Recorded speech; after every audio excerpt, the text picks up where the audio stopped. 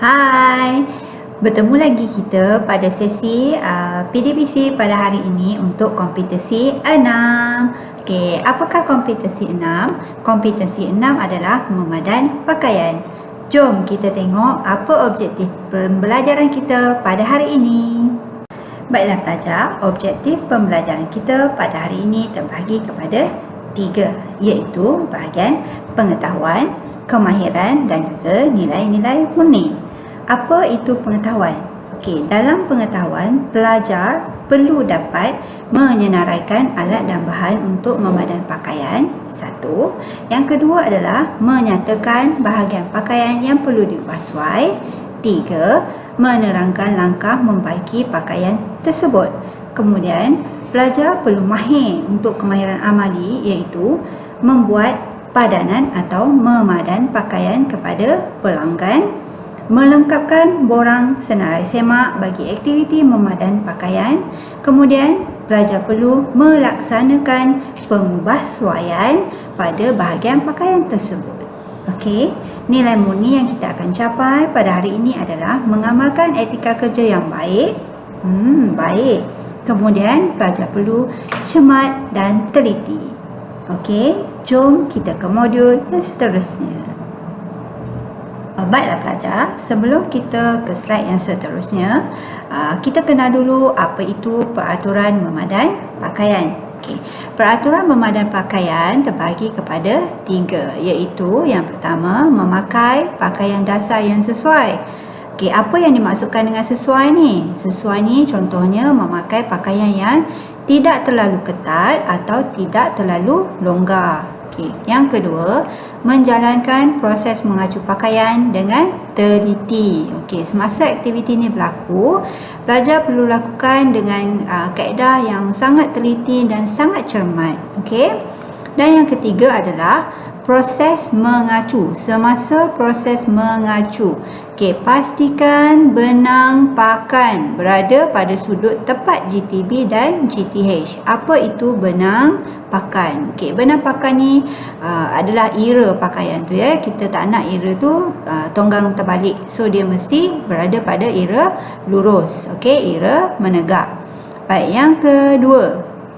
Okey, kedudukan terletak dengan elok pada badan.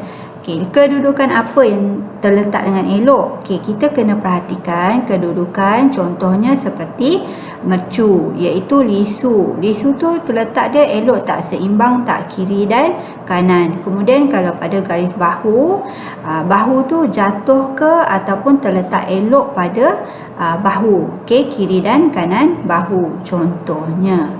Okey, kemudian kita masuk ke slide yang seterusnya. Okey, tujuan mengacu pakaian. Terdapat beberapa tujuan mengacu pakaian. Antaranya adalah pakaian yang telah siap dijahit, okey, padan, cantik dan mengikut ciri style pelanggan. Okey, kemudian mengetahui kepadanan sebenar pakaian dengan pelanggan. Ini pentinglah kalau tak padan memang pelanggan tak puas hati lah kan.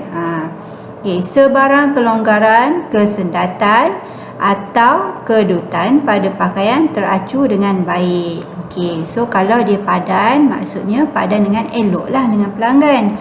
Kalau ada kelonggaran, ini yang kita kena buat pengubahsuaian. Okey, dan yang seterusnya, tujuan yang seterusnya adalah pakaian yang telah dijahit mestilah selesa dipakai oleh pelanggan. Okey, kita nak pelanggan kita pakai dan puas hati dengan produk yang kita dah siapkan. Baiklah pelajar, kita akan beralih ke alat dan bahan. Okey, apa pentingnya alat dan bahan? Okey, alat dan bahan penting dalam setiap aktiviti sebelum kita memulakan setiap aktiviti kita, terutamanya aktiviti amali. So, alat dan bahan ni adalah perkara yang paling asas dan kita perlu buat persediaan, okey, untuk memadan dan membuat pengubahsuaian pada pakaian. Okey, alat dan bahan. Okey, untuk aktiviti memadan ni, alat dan bahan dia tidak hanya terhad kepada yang dinyatakan ini. Okey, contohnya untuk bahan, perkara asas yang perlu dalam proses memadan adalah seperti kapur tukang jahit, kertas bola jika perlu, dan benang juga jika perlu. Katakanlah kita melakukan pembasuhan kepada pakaian sport. Contohnya pada padanan yang kita lakukan ini terdapat kecacatan, iaitu contohnya seperti ada sedikitlah kita tersalah gunting, jadi mungkin kertas bola tidak diperlukan, so tak perlulah kita masuk dalam bahan yang diperlukan. Sama juga seperti alat. Alat-alat yang kita perlukan adalah seperti pita ukur, jarum peniti, peretas, gunting fabrik, mesin jahit, termasuklah mesin jahit lurus ataupun mesin jahit sulam, mesin jahit tepi, termasuk semua tu.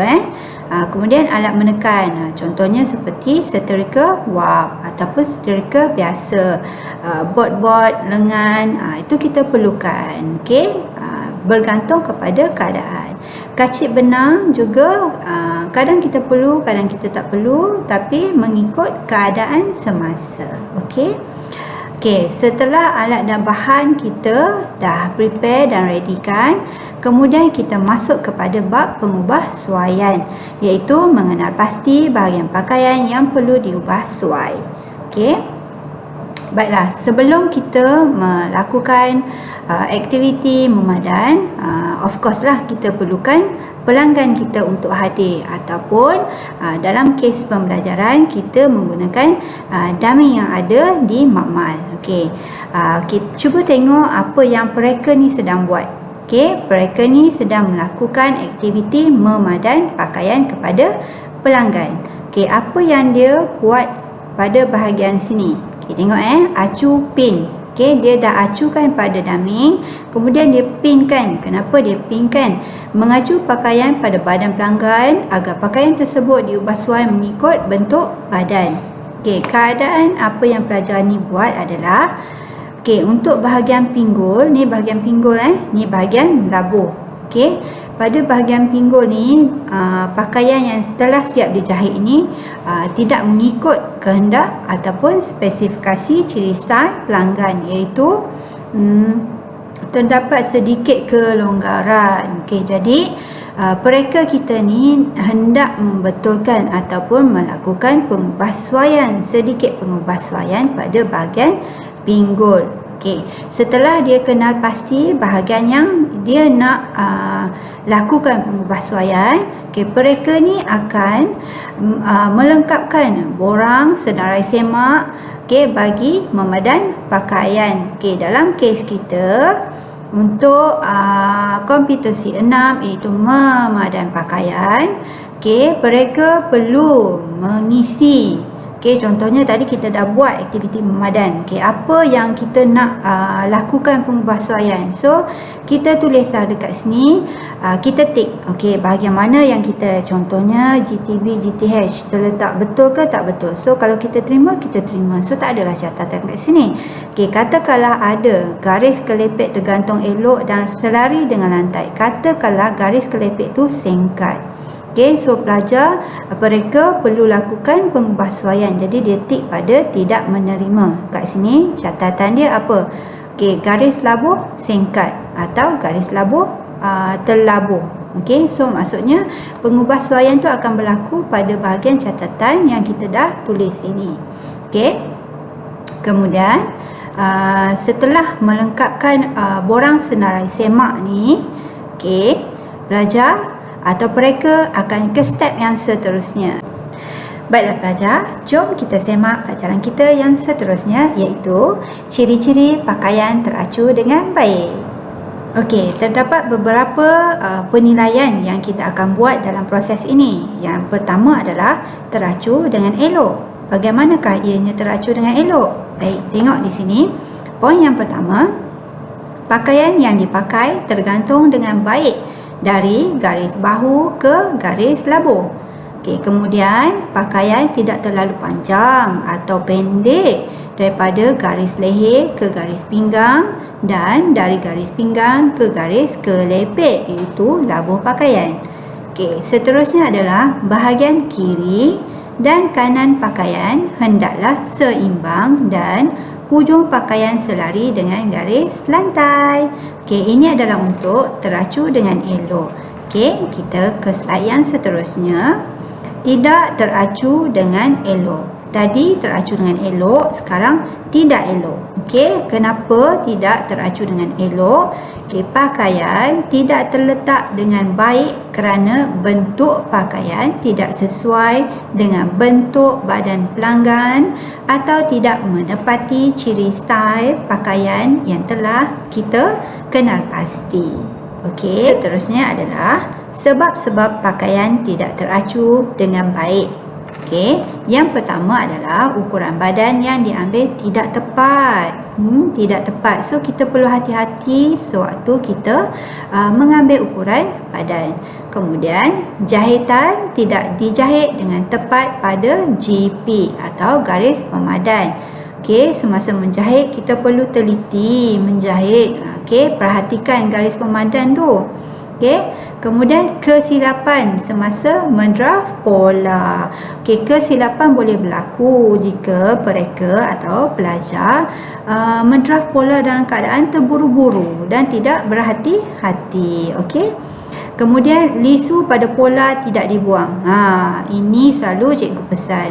Okey, kalau kita nak jahit lisu tu, make sure kita kena pindahkan tanda pola pada bahagian lisu tersebut ke bahagian fabrik yang hendak dijahit.